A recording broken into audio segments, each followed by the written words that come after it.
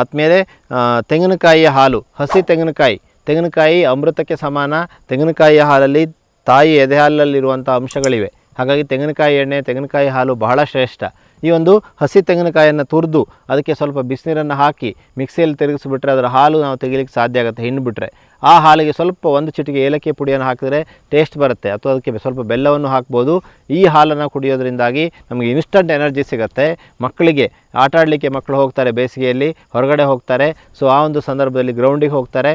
ಆ ಒಂದು ಸಂದರ್ಭದಲ್ಲಿ ಅವರಿಗೆ ಶಕ್ತಿ ಬರಲಿಕ್ಕೆ ಒಂದು ಅತ್ಯಂತ ಸುಲಭವಾದ ವಿಧಾನ ಅಂದರೆ ಅದು ತೆಂಗಿನಕಾಯಿಯ ಹಾಲು.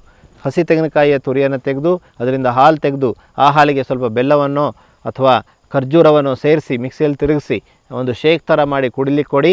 ಇದು ಆರೋಗ್ಯವನ್ನು ವರ್ಧನೆ ಮಾಡುತ್ತೆ. ಈ ಬೇಸಿಗೆಗೆ ಸೂಟ್ ಆಗುತ್ತೆ. ನಮ್ಮ ಆರೋಗ್ಯವನ್ನು ಒರೆಸಿಕೊಳ್ಳೋಣ. ಮರಳ ಪ್ರಕೃತಿದತ್ತವಾದ ವಿಧಾನವನ್ನು ಅನುಸರಿಸೋಣ. ಮರಳಿ ಪ್ರಕೃತಿಗೆ ಅನ್ನುವಂತಹ ವಾಕ್ಯವನ್ನು ನೆನಪಿಸಿಕೊಳ್ಳೋಣ. ಧನ್ಯವಾದ.